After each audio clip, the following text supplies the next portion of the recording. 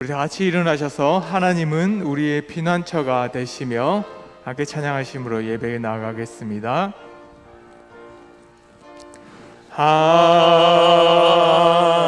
하나님은 우리의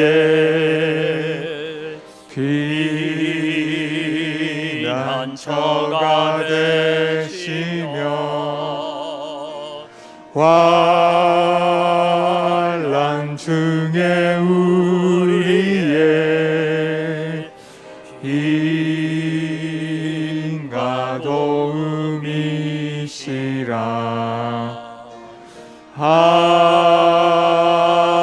하나님은 우리의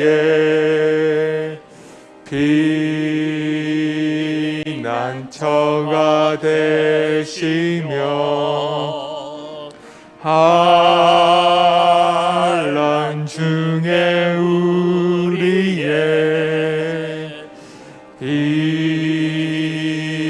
힘과 도움이시라.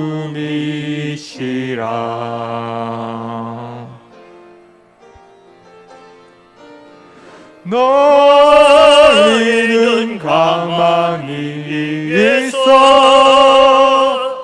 주가 하나님 대말지어다. 열방과 세계 가운데 주가 높임을 받으리라.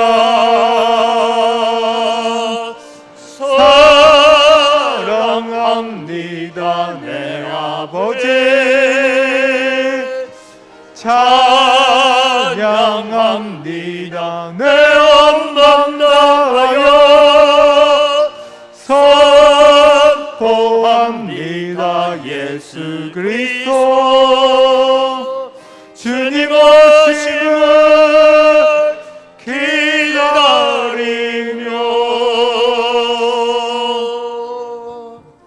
이 시간 지난 한 주간의 우리의 삶을 돌아보면서 하나님, 우리의 부족하고 연약했던 우리의 모습들, 하나님의 말씀을 기억하지 못하고 세상의 염려와 걱정과 두려움에 사로잡혔던 우리의 마음을 십자가의 보혈로 씻어 주시옵소서. 정결하게 하여 주옵소서. 하나님, 이 시간도 예배 자료로 쓰게 하신 것 감사합니다. 우리가 참회의 기도와 감사의 기도로 하나님 앞에 나아갑니다. 살아계신 아버지 하나님, 은혜를 이 시간 감사합니다. 오늘 또 주님, 저희들을 주님 부르셔서 예배의 자리에 서게 해 주신 것 감사합니다. 오늘 또 이 예배의 자리에 섰지만 지난 한 주간의 우리의 삶을 되돌아보면 부끄럽고 죄송하고 하나님 앞에 정말 참 부끄러운 모습들 많았던 저희들인 것을 주님 고백합니다. 하나님 아버지, 이 시간도 오셔서 저희들에게 사죄의 은총을 베풀어 주시고 십자가의 보혈로 정결케 하시는 믿음의 역사가 우리 가운데 일어날 수 있도록 도와주셔서 오늘도 우리가 드리는 예배가 하나님 기뻐 받으시는 거룩한 산제사가 되어지도록 은혜를 더하여 주시옵소서. 살아계신 아버지 하나님, 은혜를 이 시간 감사합니다. 오늘도 저희들 하나님 앞에 나와 예배자로 설 수 있는 축복을 주신 것을 감사를 드립니다. 특별히 오늘은 76년 전의 일제강점기에서 해방을 맞이하는 광복절입니다. 오늘 우리가 하나님 앞에 예배하면서 하나님께서 이 대한민국을 어떻게 사랑하셨고 얼마나 귀하게 여기셨는가를 바라보면서 또 우리가 이 시대의 사명들을 다시 깨닫는 그런 귀한 예배의 시간이 되어질 수 있도록 은혜를 더하여 주시옵소서. 하나님, 한 주간 동안 살아오면서 우리는 하나님은 살아계신다라고 입술의 고백은 있으나 우리의 삶의 고백이 되지 못하고 우리의 마음 깊숙한 곳에 고백이 되지 못하고 살아왔던 우리의 삶을 용서하시고 이 시간도 십자가의 보혈로 저희들을 정결하게 하시고 깨끗게 하여 주시옵소서. 오늘도 우리의 예배의 모든 순서를 통하여서 하나님 홀로 영광 받으시고 저희들에게는 하나님의 놀라운 은혜를 덧입혀 주시고 새로운 헌신과 결단과 다짐으로 세상을 나가 세상을 이기고 죄를 이기는 저희들 되게 하여 주시옵소서. 감사합니다. 예수님의 이름으로 기원드리옵나이다. 아멘. 신앙 고백합니다. 나는 전능하신 아버지 하나님 천지의 창조주를 믿습니다. 나는 그의 유일하신 아들 우리 주 예수 그리스도를 믿습니다. 그는 성령으로 잉태되어 동정녀 마리아에게서 나시고 본디오 빌라도에게 고난을 받아 십자가에 못 박혀 죽으시고 장사된 지 사흘 만에 죽은 자 가운데서 다시 살아나셨으며 하늘에 오르시어 전능하신 아버지 하나님 우편에 앉아 계시다가 거기로부터 살아있는 자와 죽은 자를 심판하러 오십니다. 나는 성령을 믿으며 거룩한 공교회와 성도의 교제와 죄를 용서받는 것과 몸의 부활과 영생을 믿습니다. 아멘.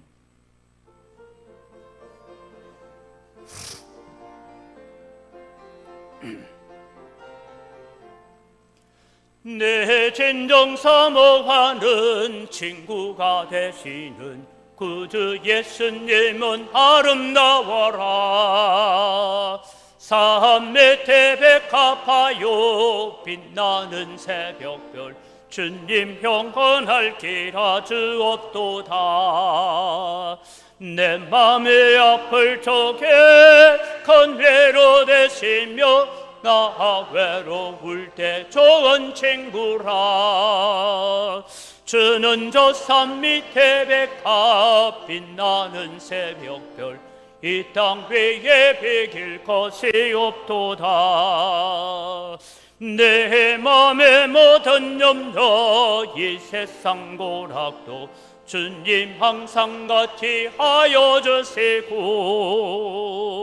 시험을 당할 때에 악마의 개교를 적시 몰래 제사 나를 지키니 온 세상 날 버려도 주 예수 안 버려 그까지 나를 돌아보시니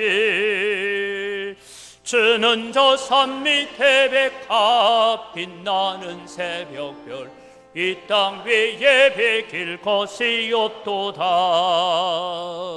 내 맘을 다하여서 주님을 따르면 길이 길이 나를 사랑하리니 물벌에 두렵장고 장검도 겁없네 주는 높은 산성 내 방패시라. 내 영혼 먹이신 넌 건네 누리고 나 친히 주를 뵙기 원하네. 주는 저 산 밑에 백합 빛나는 새벽별 이 땅 위에 비길 것이 없도다.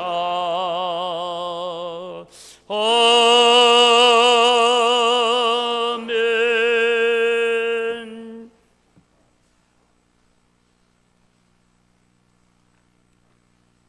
다 같이 마음을 정리하고 하나님께 기도를 올리는 시간을 갖겠습니다. 하늘에 계신 나의 하나님, 이 시간 우리 성도님들의 찬양과 예배를 받으소서.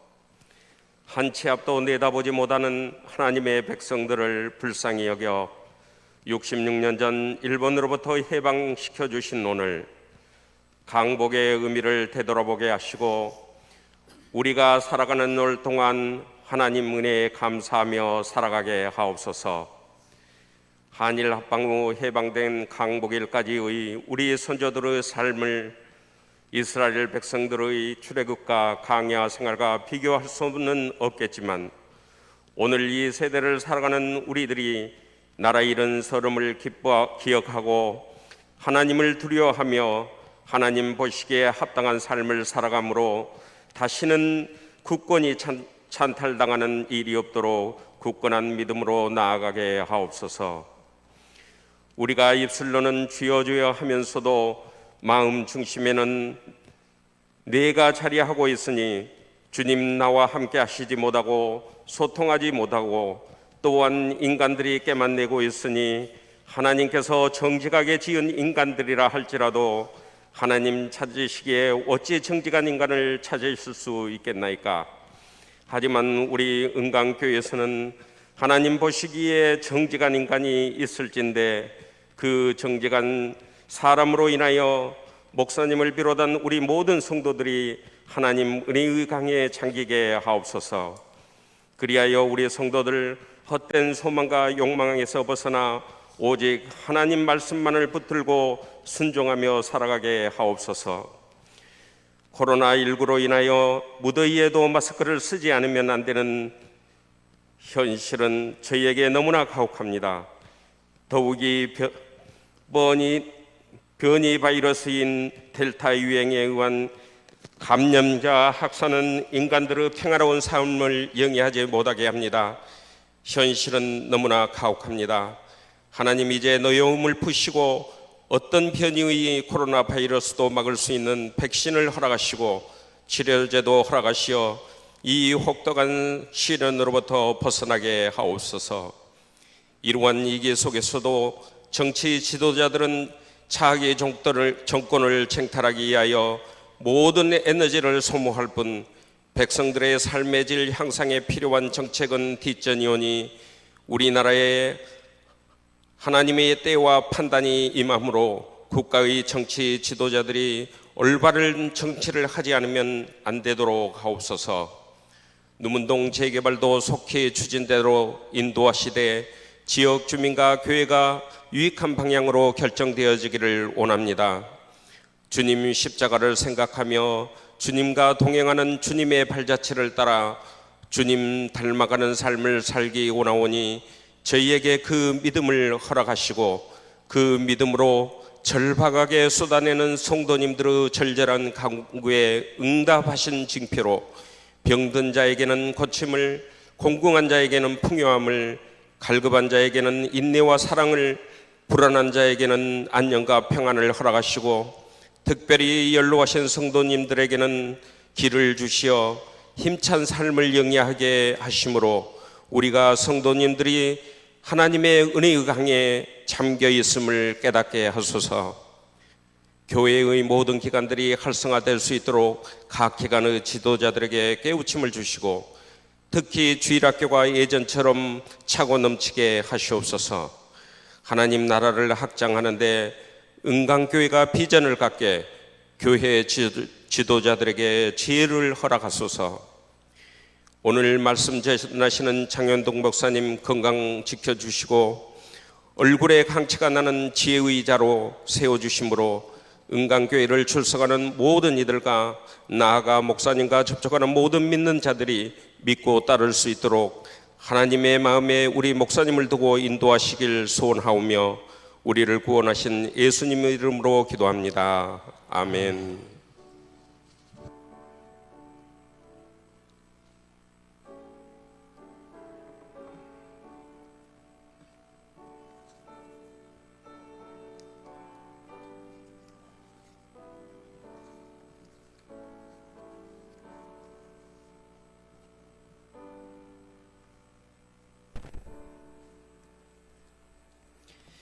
오늘 우리에게 주신 하나님 말씀을 봉독합니다. 예레미야 1장 1절에서부터 10절 말씀하고 갈라디아 5장 1절 말씀을 봉독합니다.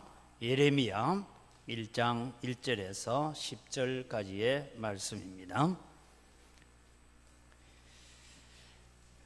예레미야 1장부터 먼저 읽습니다. 베냐민 땅 아나돗의 제사장절 중 hil기야의 아들 예레미야의 말이라. 아몬의 아들 유다 왕 요시야가 다스린 지 13년에 여호와의 말씀이 예레미야에게 임하였고 요시야의 아들 유다의 왕 여호야김 시대부터 요시야의 아들 유다의 왕 시드기야의 11년 말까지 곧 5월에 예루살렘이 사로잡혀 가기까지 임하니라.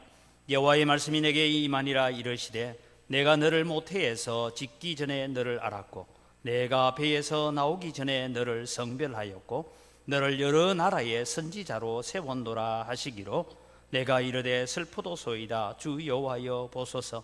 나는 아이라 말할 줄을 알지 못하나이다 하니 여호와께서 내게 이르시되 너는 아이라 말하지 말고 내가 너를 누구에게 보내든지 너는 가며 내가 내게 무엇을 명령하든지 너는 말할지니라. 너는 그들 때문에 두려워하지 말라. 내가 너와 함께하여 너를 구원하리라. 나 여호와의 말이니라 하시고 여호와께서 그의 손을 내밀어 내 입에 대시며 여호와께서 내게 이르시되 보라 내가 내 말을 내 입에 두었노라. 보라 내가 오늘 너를 여러 나라와 여러 왕국 위에 세워 내가 그것들을 뽑고 파괴하며 파멸하고 넘어뜨리며 건설하고 심게 하였느니라 하시니라. 아멘. 갈라디아서 5장 1절입니다. 그리스도께서 우리를 자유롭게 하시려고 자유를 주셨으니 그러므로 굳건하게 서서 다시는 종의 멍에를 매지 말라. 아멘.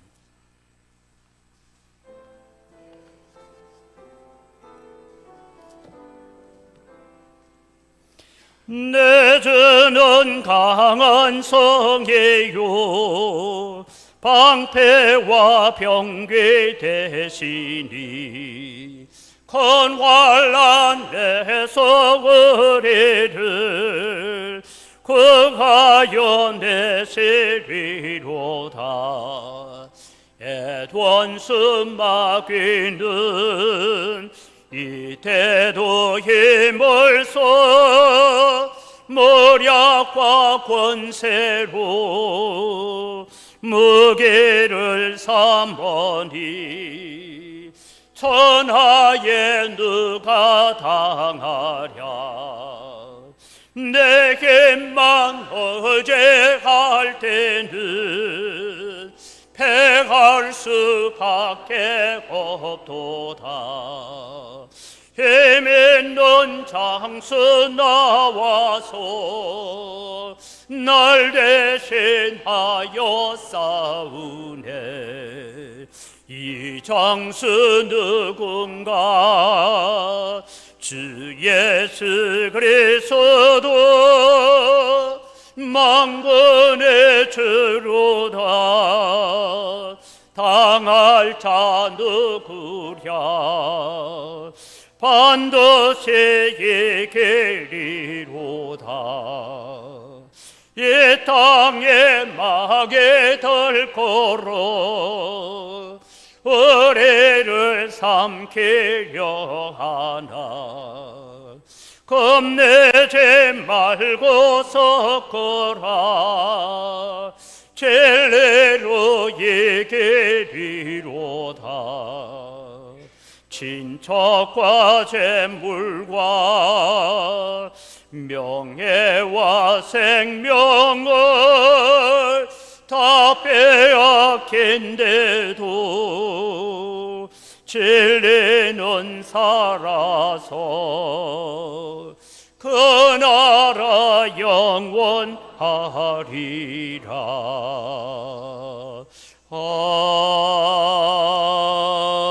아멘. 우리의 찬양을 받으시는 아버지 하나님 감사를 드립니다. 오늘은 특별히 대한민국이 38년간의 일제강점기에서 해방되어진 그런 광복을 저희들이 기념하는 그런 주일로 오늘 또 모이게 됩니다. 하나님께서 함께하여 주시고 은혜 더하여 주시고 오늘 또 우리가 대한민국이 참 세속적인 정부의 광복을 맞이했다면 우리는 이 땅에서 다시 영적 광복을 맞이할 수 있는 그런 저희들 되게 하여 주옵소서. 이 시간도 말씀 앞에 나아갈 때 깨닫는 지혜들을 저희들에게 허락하여 주시옵소서. 감사합니다. 예수님 이름으로 기도드립니다. 아멘. 오늘은 우리가 말하는 광복절입니다. 대한민국 일제강점기에서 광복을 맞이한 지 76주년이 되어지는 광복절이면서 오늘 주일입니다. 36년간이나 여러분 우리는 대한민국이 일본의 고난을 받고 억압을 받았는데 사실은 여러분 1905년도에 이미 외교권이 빼앗겼다 보니까 사실은 우리나라가 일본으로부터 억압을 받은 것은 40년입니다. 물론 그전에도 여러 가지 침탈이 있기도 했습니다만 국권을 빼앗기고 외교권을 빼앗기고 살아온 지 40년, 그리고 광복을 맞이하고 이제 76년이 지난 지금까지도 여러분 우리는 온전한 광복을 맞이했느냐 하면 사실은 아직도 일제의 잔재라는 멍에를 많이 우리가 짊어지고 있다라고 생각합니다. 왜냐하면 사회 곳곳에서는 아직도 일제의 냄새들이 많이 배어 있습니다. 여러분 경제적인 문제나 또 강제징용을 당한 문제나 위안부 문제나 이런 것들이 아직 해결되지 못하고 있는 여러 가지 안타까운 일들도 봅니다.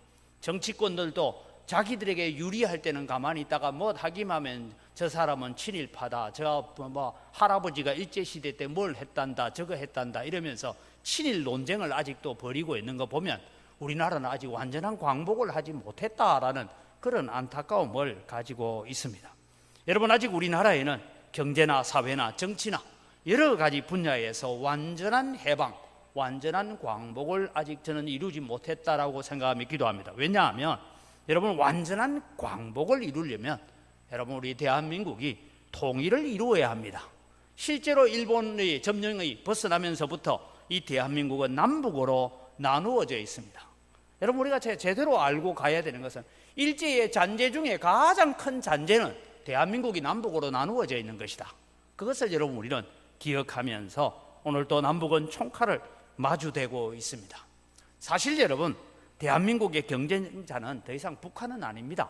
왜냐하면 북한은 지금 추세로 보면 가만히 놔두면 자연적으로 몰락할 수밖에 없는 그런 어려움들을 겪고 있는 나라입니다.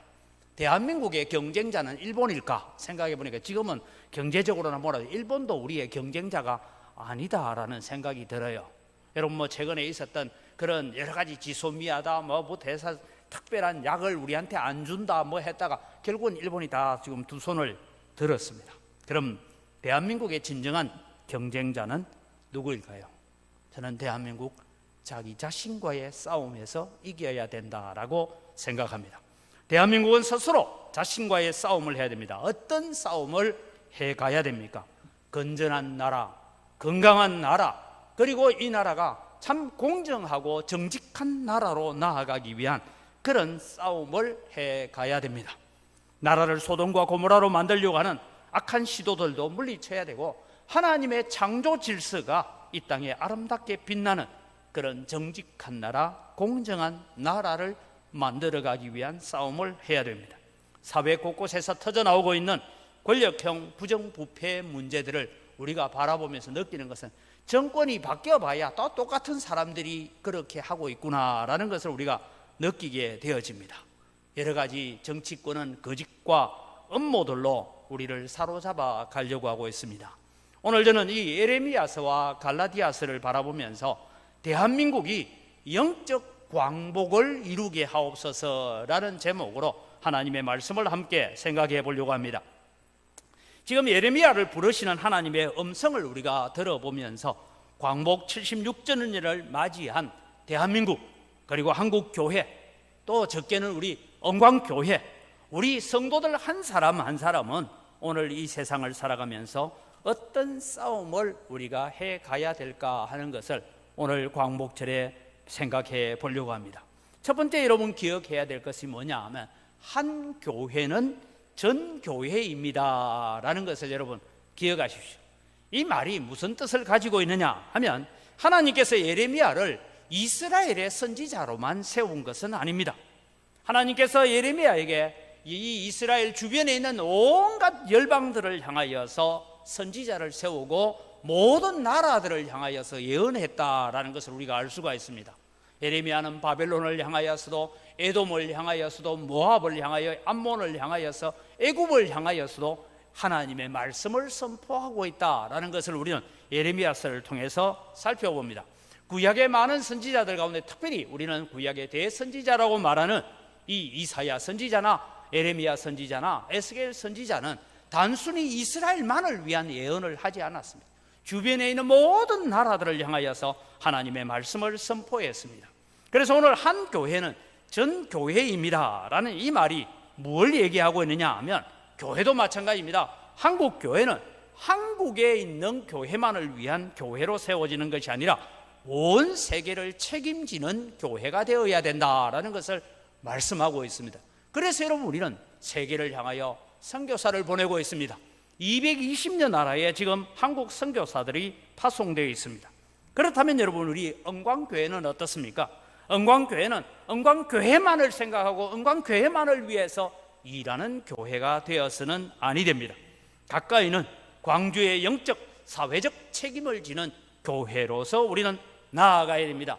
나아가서 대한민국의 교회들이 책임져야 되고 대한민국 사회를 책임져 가야 되고 우리는 전 세계 교회가 그리스도의 동일한 몸을 이루고 있다라는 것을 우리는 기억하면서 우리는 영광교회가 세계의 모든 교회들이 하나님을 섬기고 예수 그리스도를 주로 고백하는 교회들과 함께하는 그런 교회의 사명을 감당해야 됩니다.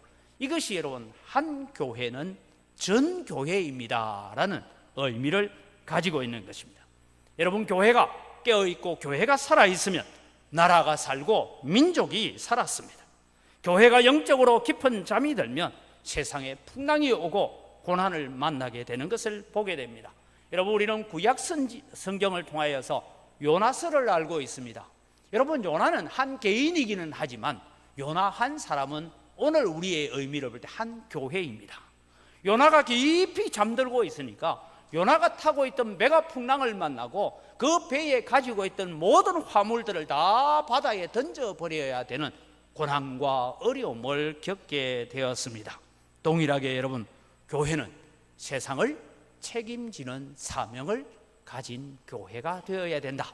그저 내 신앙 지키고 내 믿음 지키고 그저 내 복 받고 사는 거기에 머무는 것이 아니라 오늘 우리 영광교회는 광주를 책임지고 대한민국을 책임지고 저 북한 땅을 복음화하고 전 세계를 복음화하는 일에 한 교회는 전체의 교회입니다 라는 공동체의 마음을 가지고 기도해 가야 됩니다. 그래서 여러분, 우리가 기도회 때마다 기도하는 것이 뭐고, 우리가 이름도 듣도 못하고 얼굴도 보지 못했던 민족들을 향하여 나가 있는 선교사들을 향하여 우리가 기도하고 그 선교사들의 영적 건강을 위해서 그들의 가정을 위해서 기도하는 이유가 거기에 있는 것입니다. 두 번째는 여러분, 한 나라의 흥망성쇠는 하나님의 손에 달려 있음을 기억합시다라는 것입니다. 먼저 여러분, 오늘 우리 10절 말씀을 같이 한번 읽어보겠습니다. 예레미야에게 주신 말씀 같이 읽습니다. 보라, 내가 오늘 너를 여러 나라와 여러 왕국 위에 세워 내가 그것들을 뽑고 파괴하며 파멸하며 넘어뜨리고 건설하고 심게 하였느니라 하시니라 했습니다. 여러분, 한 국가가 한 나라가 세워지고 무너지는 것은 하나님의 손에 달려 있습니다. 그래서 하나님께서 느부갓네살이 꿈을 꾸고 난 다음에 다니엘을 통하여서 주신 말씀이 있습니다. 다니엘 5장 21절을 같이 읽습니다. 하반절부터 읽습니다. 지극히 높으신 하나님이 사람 나라를 다스리며 자기의 뜻대로 누구든지 그 자리에 세우시는 줄을 알기에 이르렀나이다. 여러분, 한 나라의 지도자를 세우고 뽑고 하는 일은 하나님의 손에 달려 있습니다. 그래서 여러분, 우리는 바벨론이라는 이 강대한 나라, 도무지 무너지지 않을 것 같은 바벨론이라는 이 나라는 느부갓네살 왕이 우리로 말하면 황제에 등극하고 난 다음에 바벨론 나라를 세우고 오래 가지 못합니다. 68년 만에 벨사살 시절에 멸망을 당하고 메데파사, 그러니까 우리가 페르시아라는 나라에 의해서 바벨론은 사라져 버립니다. 그렇게 무너지지 않을 것 같은 바벨론도 하룻밤 사이에 무너지게 만드시는 분은 하나님이십니다. 한 나라가 세워지고 몰락하는 것은 하나님의 손에 달려 있습니다. 여러분, 우리가 대한민국을 위해서 기도해야 되고 하나님이 한국을 하나님께서 긍휼히 여겨달라고 기도해야 될 이유가 여기에 있습니다. 대한민국의 정치권과 사회와 경제 여러 분야에 대해서 우리는 안타까워하면서 하나님 앞에 기도해야 될 이유가 어디 있느냐? 여러분, 우리가 아무리 정치권 국회의원 잘 뽑고 대통령 잘 뽑고 해도 하나님께서 무너뜨리시면 그냥 대한민국 망하는 겁니다. 그래서 여러분, 우리는 기도해야 되는 거예요. 하나님, 이 나라를 하나님 지켜주시고 주님 오시는 그날까지 세계 선교를 감당하는 대한민국의 교회가 되도록 여러분, 밥 먹을 때도 기도하시고 기도할 때마다 그 기도를 하나님, 이 대한민국 특별히 한국 교회를 붙들어서 하나님 역사해달라고 기도하는 여러분 되시기를 바랍니다. 그래서 여러분, 한 나라의 흥망성쇠는 하나님의 손에 달려 있는데 오늘 그것을 성경을 통해서 증명해 가려고 합니다. 첫 번째, 어떤 때에 나라가 평안했습니까? 라는 질문을 던져보니 하나님의 말씀을 잘 듣고 하나님의 말씀에 잘 순종할 때는 그 나라가 평안하고 그 나라가 부강해졌습니다. 오늘 성경만 읽고 가겠습니다. 레위기 26장 3절에서 9절을 우리가 함께 읽어갑니다. 너희가 내 규례와 계명을 준행하면 내가 너희에게 철따라 비를 주리니 땅은 그 산물들을 내고 밭의 나무는 열매를 맺으리라. 너희의 타작은 포도 딸 때까지 미치며 너희의 포도 따는 것은 파종할 때까지 미치리니 너희가 음식을 배불리 먹고 너희의 땅에 온전하게 거주하리라. 내가 그 땅에 평화를 줄 것인즉 너희가 누울 때에 너희를 두렵게 할 자가 없을 것이라. 내가 사나운 짐승을 그 땅에서 제할 것이요 칼이 너희의 땅에 두루 행하지 아니할 것이며 너희의 원수들을 쫓으리니 그들이 너희 앞에서 칼에 엎드러질 것이라. 또 너희 다섯이 백을 쫓고 너희 백이 만을 쫓으리니 너희 대적들이 너희 앞에서 칼에 엎드러질 것이며 내가 너희를 돌보아 너희를 번성하게 하고 너희를 창대하게 할 것이며 내가 너희와 함께한 내 언약을 이행하리라. 언제요? 너희가 내 규례와 계명을 준행하며 하나님께서 그 나라를 세워가겠다라고 합니다. 이제 계속해서 언제 나라가 약해지고 언제 나라가 외침에 의해서 여러 가지 환난과 고난을 겪게 되느냐 하고 두 번째 보니까 하나님의 말씀을 거역하고 악한 길을 걸어갈 때에는 그 나라는 고난을 당합니다. 계속해서 레위기 26장 14절에서 17절은 이렇게 말씀합니다. 같이 읽어갑니다.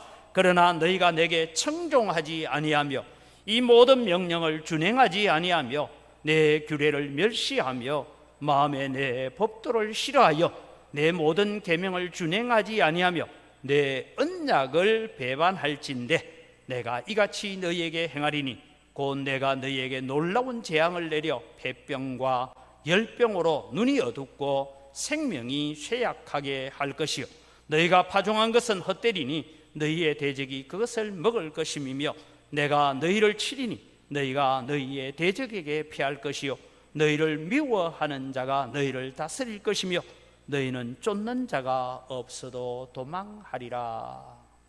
여러분, 한 나라가 이스라엘의 역사를 바라보면요, 그렇게 강대했던 나라가 적은 군사가 왔어도 10만 명이나 되는 장병들이 한꺼번에 몰살당하는 그런 일이 유다 나라에 있습니다.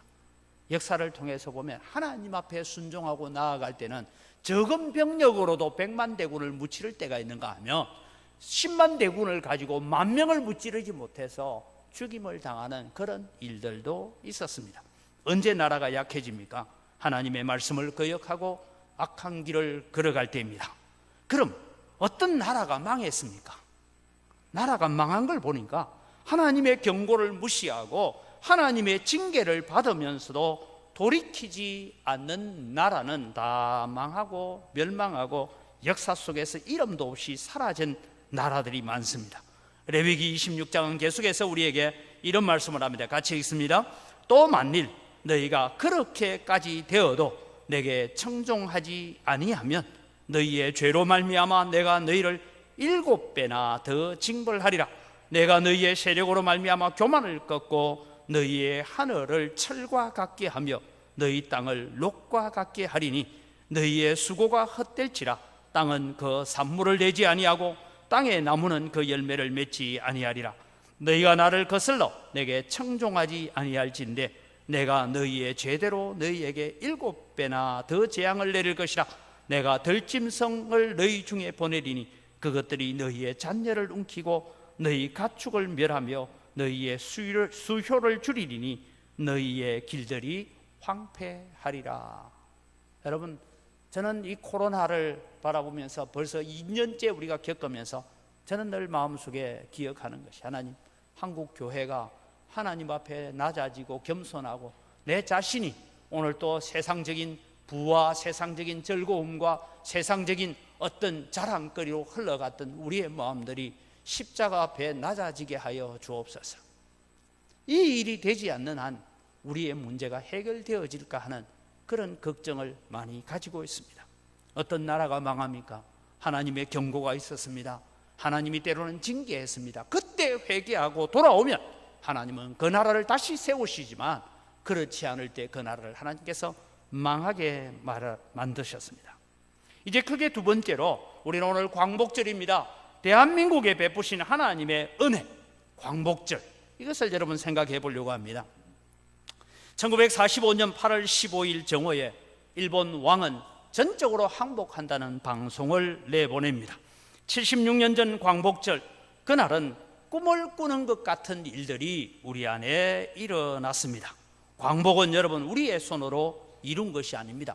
광복은 전적으로 하나님이 주신 축복이다라는 것을 여러분 오늘 점검을 해보려고 합니다.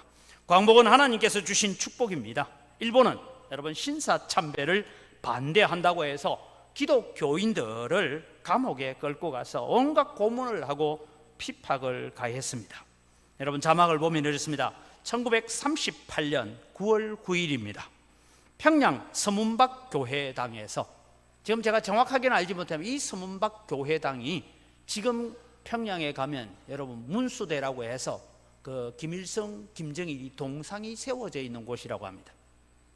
그곳에서 열린 장로교 제27회 총회에서 신사참배는 국가에 대한 예의이기 때문에 범죄가 아니다 라고 가결을 하게 되어집니다. 이때 여러분 신사참배를 거부하다가 투옥된 기독교인들이 대략 2,000명 가까이가 되어집니다. 그리고 200여 교회가 폐쇄를 당했습니다. 이때 여러분 우리 은광교회의 전신이었던 루문교회도 교회가 폐쇄를 당했습니다. 신사참배를 거부한다 해서 교회가 폐쇄됨, 고문을 이기지 못하여서 옥중에서 순교한 분들이 50여 명이 되어집니다. 도무지 불가능할 것 같은 일본이 항복을 선언하게 됩니다. 우리가 잘 알죠. 미국이 태평양 전쟁에 개입함으로 말미암아서 8월 6일에 히로시마에 폭탄이 떨어집니다.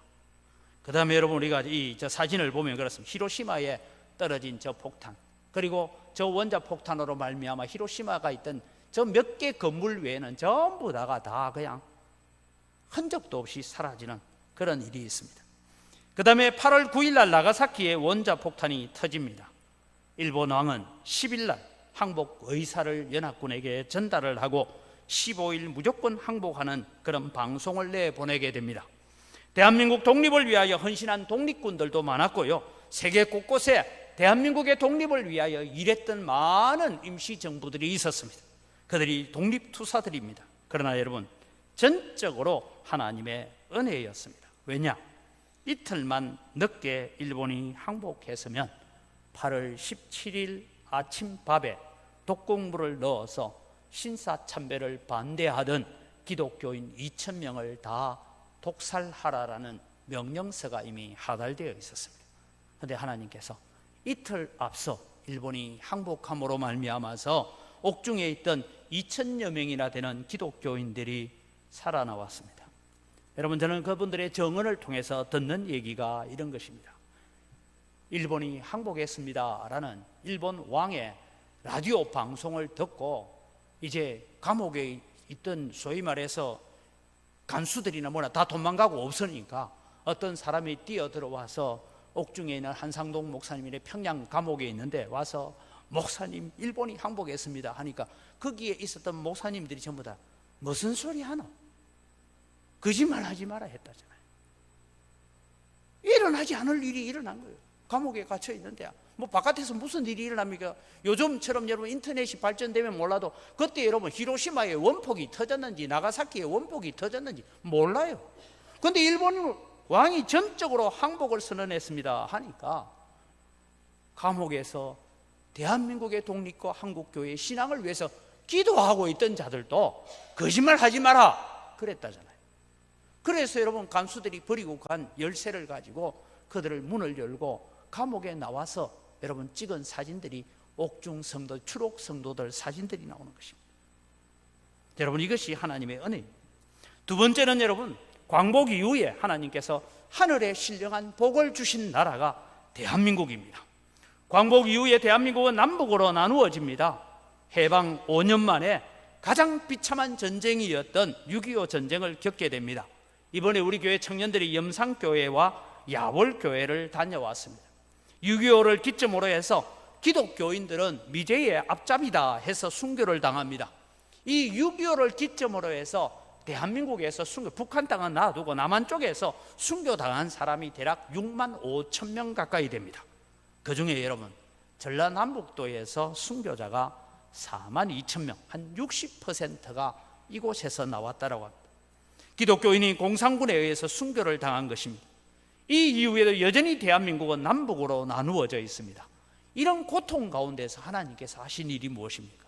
기독교가 선교 역사에서 가장 빠르게 성장한 나라가 대한민국입니다. 여러분, 세계 유일하게 새벽기도 하는 나라는 대한민국밖에 없습니다. 대한민국 사람들은요, 세계 곳곳에 가서 교회를 세우면 거기서도 새벽기도 합니다. 여러분, 인민교회들도 다 새벽기도 해요. 특별한 특수 상황에 있는 교회들이 아닌 이상은 새벽기도 다 합니다. 그러니까 여러분, 다른 나라 사람들이 하는 말이, 교회 매일 새벽기도 나가는 우리 성도들 보고 얘기가 그래요. 너는 교회에서 월급 받나? 그럴 정도로 여러분, 교인들이 새벽기도를 하면서 나라와 민족을 위해서 기도합니다. 지금 세계에서 두 번째로 많은 선교사를 파송한 나라입니다. 미국이 1등, 대한민국이 2등입니다. 세 번째, 여러분, 하나님께 주신 복을 우리가 바라보면 경제적인 부흥의 복을 우리에게 주셨습니다. 하나님께서 이런 대한민국을 경제적으로 세계 10위에 오르도록 한강의 기적을 이루어 주셨습니다. 여러분, 제가 어릴 때만 해도 소원이 뭐냐 하면 아마 여러분 자녀들이 그랬을 거예요. 살찌는 게 소원이었습니다. 그래서 혹시 사진을 여러분 보실까요? 우량아 선발대회를 아십니까? 우량아 선발대회 저렇게 했습니다. 지금 보니까요, 저 아이들은 소아 비만이에요. 근데 그때는 하여튼 이게 몸무게 많이 나가고 뭐 이러면은 우량아 선발대회에서 저 상금도 주고 막 이랬던 적이 있습니다. 여러분. 지금은 여러분 대한민국은 살 빼는 것이 소원인 나라가 되었습니다.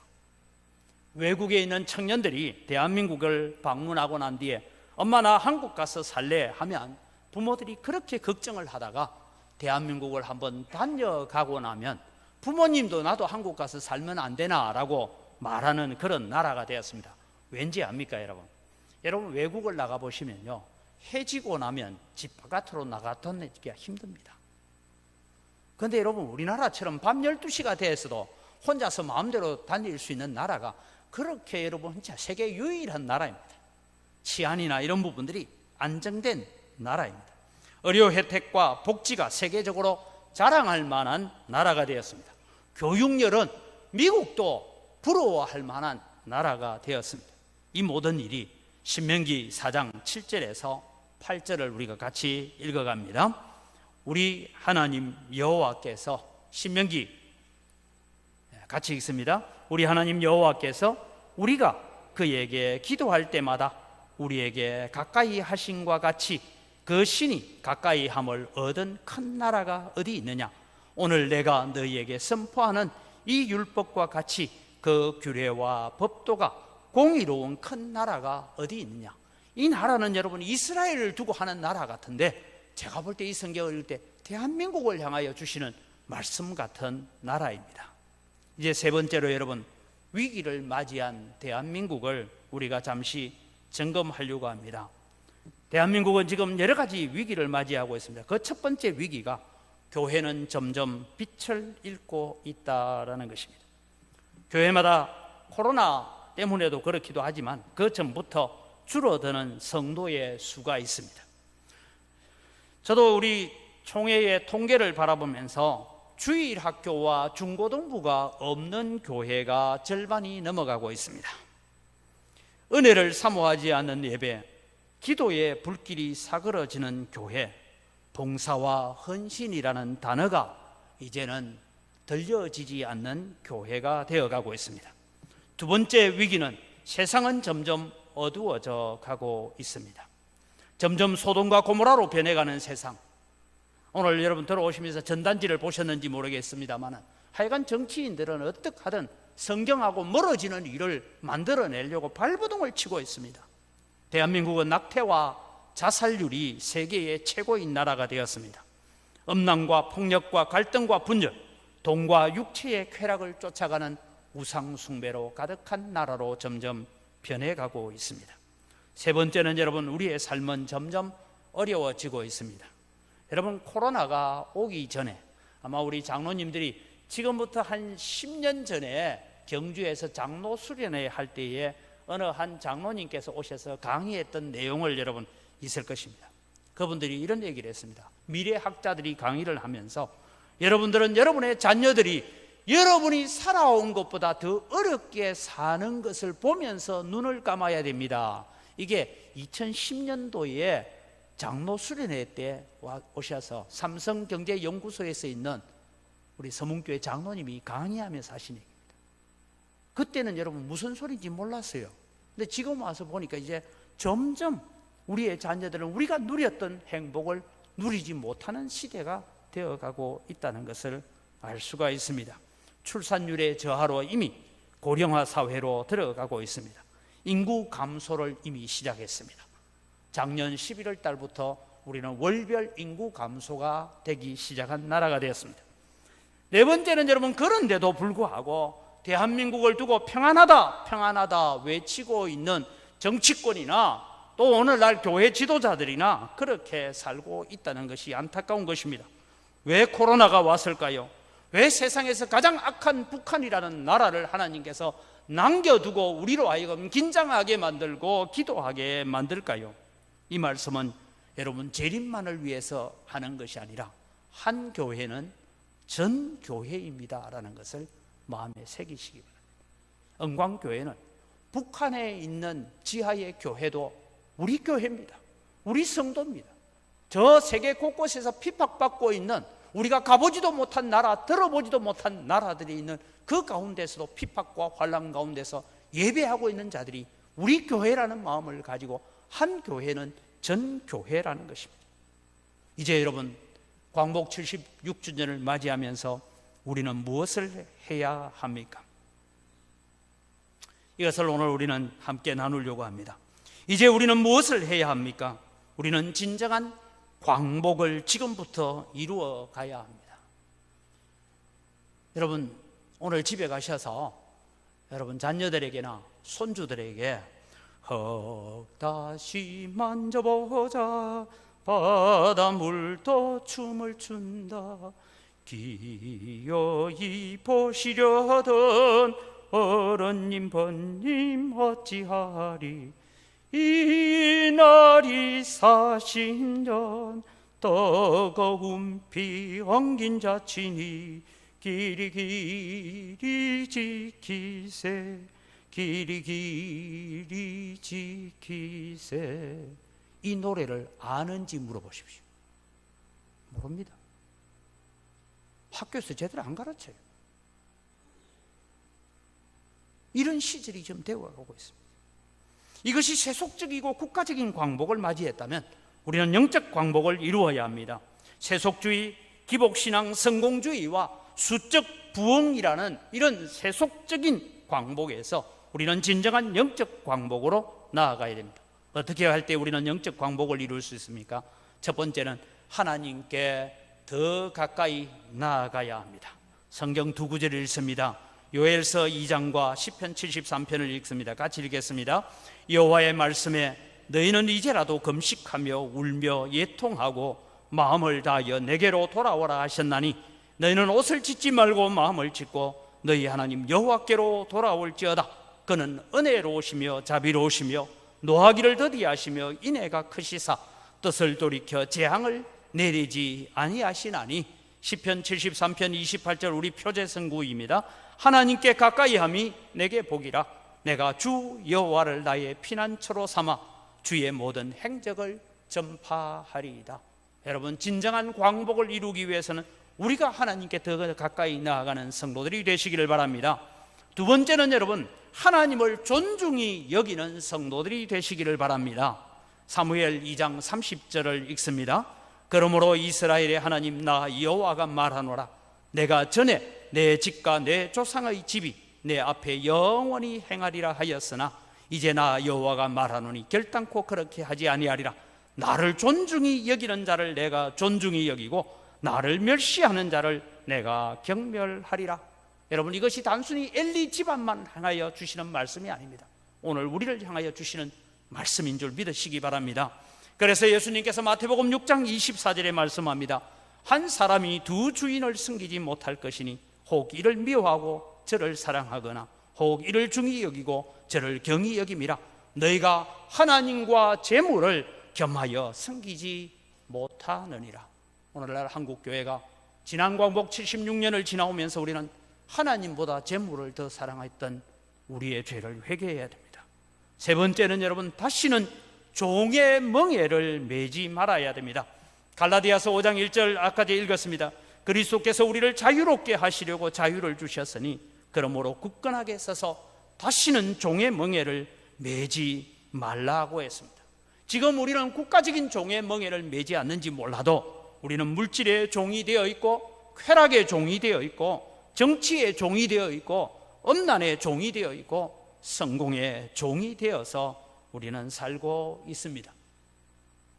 여러분, 어제 우리 광주 기독교 연합회에서 이 차별금지법이나 지금 건강가정기본법이라는 것이 얼마나 잘못된 법인가 해서 여러분 이제 서울에서 하고 있는 이런 1인 시위들을 우리도 가져와서 하자 해서 지금 그 일을 하고 있습니다. 저 일들을 할 겁니다. 아마 여러분 아침 출근 시간, 저녁 퇴근 시간에 여러분 시간 되시는 분은 1시간씩 나와서 우리 교회가 맡은 자리는 어디인가 하면 저 신안 빌딩이 있는 대인교차로입니까? 그곳에서 하는데 저 들어오시면서 본 걸 3개를 가져왔어요. 그랬더니 어제 보광법단 스님이 오셔가지고 자기도 보광법단 앞에 사거리 저기서 할 테니까 1개 달라 해가 가져가셨습니다. 여러분, 나라가 이 길로 걸어가고 있는 것을 우리는 알아야 됩니다. 네 번째는 여러분, 우리가 세상의 빛과 소금이 되는 삶을 살아야 됩니다. 다르게 말하면 정직하고 올바른 삶을 우리가 살아가야 된다라는 것입니다. 마태복음 5장 13절 16절을 같이 읽습니다. 너희는 세상의 소금이니 소금이 만일 그 맛을 잃으면 무엇으로 짜게 하리요? 후에는 아무 쓸데없어 다만 밖에 버려져 사람들에게 밟힐 뿐이니라.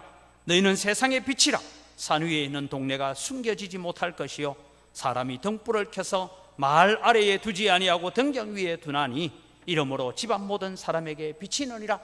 이같이 너희 빛이 사람 앞에 비치게 하여 그들로 너희 착한 행실을 보고 하늘에 계신 너희 아버지께 영광을 돌리게 하라. 여러분, 진정한 광복을 맞이하기 위해서 5번째 조건을 내겁니다. 새벽마다 기도하며 우리는 나라와 민족을 위하여서 하나님께 부르짖어야 합니다. 시편 122편 6절을 보니까 예루살렘을 위하여 평안을 구하라. 예루살렘을 사랑하는 자는 형통하리로다. 이사야 66장 10절입니다. 예루살렘을 사랑하는 자들이요 다 그 성읍과 함께 기뻐하라. 다 그 성읍과 함께 즐거워하라. 그 성을 위하여 슬퍼하는 자들이요 다 그 성의 기쁨으로 말미암아 그 성과 함께 기뻐하라. 여기 예루살렘을 오늘날 교회라고 읽으면 됩니다. 교회를 위하여 평안을 구하라. 교회를 사랑하는 자는 형통하리로다. 교회를 사랑하는 자들이요 다 그 교회와 함께 기뻐하라고 주님은 말씀하고 있습니다. 마지막으로 여러분, 우리는 기도합시다. 계속해서 이 한국 교회가 선교의 사명을 감당할 수 있게 해달라고 기도합시다.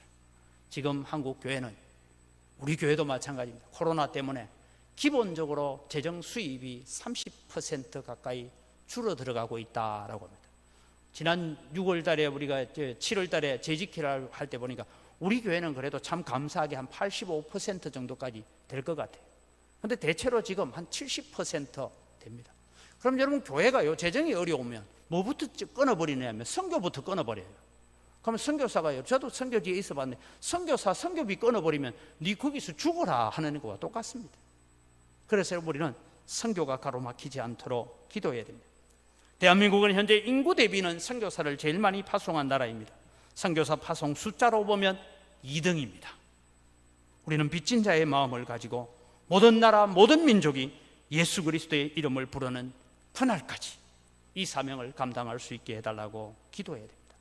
여러분, 진정한 광복을 이루는 그날까지 우리 영광교회 성도 여러분, 우리는 이 세상을 살아가면서 왕같은 제사장의 사명을 감당하시기를 바랍니다. 베드로전서 2장 9절을 읽고 말씀을 마칩니다. 같이 읽습니다. 그러나 너희는 택하신 족속이요 왕같은 제사장들이요 거룩한 나라요 그의 소유가 된 백성이니 이는 너희를 어두운 데서 불러내어 그의 기이한 빛에 들어가게 하신 이의 아름다운 덕을 선포하게 하려 하심이라. 하나님의 아름다운 덕을 선포하는 진정한 광복을 우리가 맞이하는 그날까지 헌신하고 기도합시다. 고마우신 아버지 하나님, 은혜를 이 시간 감사합니다. 76년 전에 대한민국이 하나님 광복을 허락하셨습니다. 그러나 아직도 우리는 사회 곳곳에 진정한 영적 광복을 이루지 못하고 있는 것을 바라보면서 오늘 또 하나님 앞에 기도하는 백성이 되기를 원하고 하나님 앞에 헌신하는 백성이 되기를 원합니다.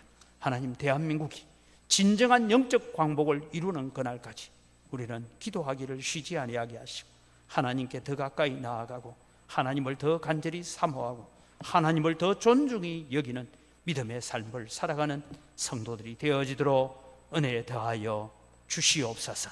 그래서 우리 시대에 진정한 영적 광복을 이루어내는 믿음의 삶을 살아갈 수 있도록 도와주시옵소서.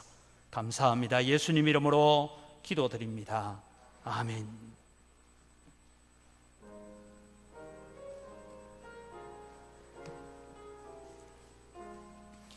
어느 민족 누구게나 결단할 때에 있나니 참과 거짓 싸울 때에 어느 편에 설 건가.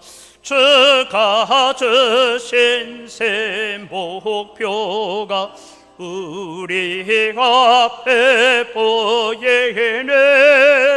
빛과 어둠 사이에서 선택하며 살리라. 고상하고 아름답다 진리 편에 서는 일. 진리 위에 억압받고 명예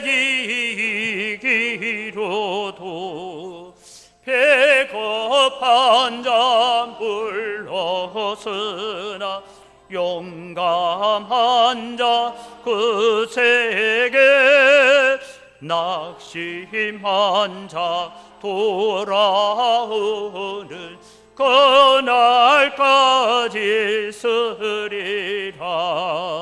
순교자의 빛을 따라 주의 대를 쫓아서 십자가를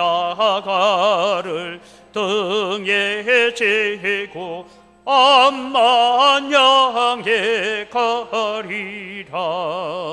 새 세대는 새 사명을 우리에게 주나네. 진리 따라 사는 자는 존재하리 언제나. 악이 비록 승하여도 진리 더욱 강하다. 진리 따라 살아갈 때 어려움도 당하리. 우리 가는 그 앞길에 어두운 장마 덮쳐도 하나님이 함께 계셔 항상 지켜 주시리. 아멘. 모든 것이 다 주의 손으로부터 왔습니다. 주의 손으로부터 받은 것 가지고 주님께 돌려드릴 뿐입니다. 주님 향기를 험량하여 주시옵소서. 소득의 10분의 1 드리면서 고백합니다. 나머지 9도 하나님의 것이오니 우리가 하나님을 존중히 여기며 감사하며 사용하겠습니다. 마음을 담아 드립니다. 하나님 약속대로 복을 주셔서 우리 성도들 때문에 거래처들까지도 함께 복을 받는 축복의 통로가 되게 하여 주시옵소서. 여러 가지 감사의 예물을 드립니다. 더 풍성한 감사가 넘쳐나게 하여 주시옵소서. 하나님, 우리가 어렵고 힘들지만 우리가 빚진 자의 마음을 가지고 국내와 국외 선교를 위해서, 다음 세대를 위해서, 건축을 위해서 예물을 드립니다. 하나님 받으시고 은혜로 갚아 주시옵소서. 주일헌금을 드리고 여러 가지 제목을 따라 드리는 예물을 주님께서 받아 함량하여 주시옵소서. 하나님, 또 우리 은광교회를 주님께서 사랑하여 주셔서 또 이 예물을 관리하고 기록하는 모든 재정부와 각 선교위원회 위에 복 주시고 이 마지막 시대에 은광교회가 선교를 감당하고 세계 복음화를 감당하고 저 북한 땅을 복음화하는 일을 오늘 또 우리가 위해서 사용되어지는 은광교회가 되도록 도와주시옵소서. 우리가 진정한 광복을 이루는 그날까지 우리의 사명을 잘 감당케 하여 주시옵소서. 감사합니다. 예수님 이름으로 기도드립니다. 아멘. 우리 주 예수 그리스도의 은혜와 하나님 아버지의 무한하신 사랑과 성령님의 교통하심과 위로 충만하심의 역사가 우리가 눈에 보이는 세속적 광복을 이루었지만 온전한 영적 광복을 이루는 그날까지 믿음의 사명을 감당하며 달려가기를 소원하는 주의 사랑하는 백성들 머리 위에, 이들의 가정과 자녀들과 경영하는 모든 생업위회와 은광교회 위회와 이 땅에 예배로 모이는 모든 교회들 위에 이제로부터 영원토록 항상 함께 있을지어다. 아멘.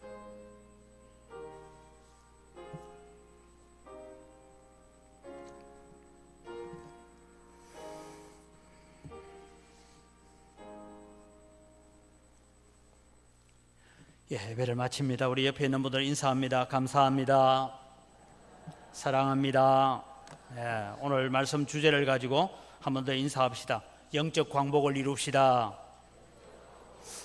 영적 광복을 이룹시다. 예배 2부 예배 마친 뒤에 정기당회가 있고 우리 초중고 성경학교가 이제 오늘까지 계속해서 예수님은 우리의 소망입니다 라는 것 가지고 하고 있습니다. 기억하시고, 저는 이번 한 주간 제가 또 교역자 휴가 기간입니다. 기억을 해주시기를 바라고요. 24일 날 화요일 날 주원교회라고 북구 삼각동에 있는 교회에서 2단 세미나를 합니다. 지금 저한테도 요즘 편지가 아예 노골적으로 옵니다. 베드로 지파입니다 이러고 편지가 오면서, 또 인터넷, 흔히 여러분 우리가 줌이라고 말합니다. 인터넷을 통해서 또 이단들이 활개를 치고 있는데 이 부분에 대해서 특강을 합니다. 그래서 기억하시고 한 3시간 정도 하는데 강사 2분이 대전에서 오셔서 한다고 합니다. 가셔서 기회에 있는 분들은 이 이단들이 어떻게 하는지를 좀 살펴보시고 또 우리 자녀들을 잘 보호해야 될 것입니다. 평등에 관한 법률 제정 반대운동을 강연회를 29일 주일 저녁입니다. 본향 문흥제일교회에서 있습니다. 북구 6개 지역에 있는 교회들이 또 광주에 여러분 각 지자체별로 있는데 피켓 시위 아마 들어오면서 보셨지만은 아침 출근 시간, 저녁 퇴근 시간, 여러분 혹시 시간 되시는 분은 1시간씩 좀 교회 사무실로 내가 어느 요일 날 내가 몇 시에 하겠습니다 하면 그냥 사거리에 저 피켓 그냥 들고 1인 시위만 하셔도 됩니다. 그래서 우리나라가 더 이상 이런 음란과 죄악의 길을 걸어가지 않도록 국회의원들이 제일 무서워하는 것이 길거리에서 그렇게 하고 있는 것이 제일 무섭답니다. 그래서 광주에 저 피켓이 대략 한 500개 정도가 지금 내려왔습니다.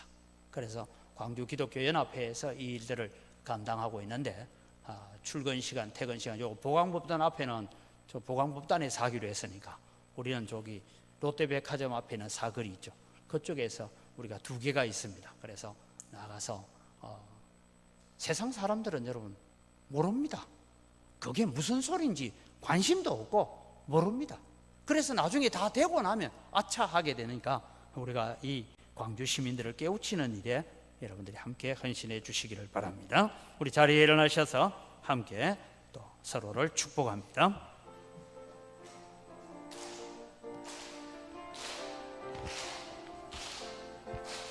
축복합니다. 주님의 이름으로 축복합니다. 주님의 사랑으로 이곳에 모인 주의 거룩한 자녀에게 주님의 기쁨과 주님의 사랑이 충만하게 넘치기를. God bless you. God bless you. 축복합니다. 주님의 사랑으로 축복하고 사랑합니다.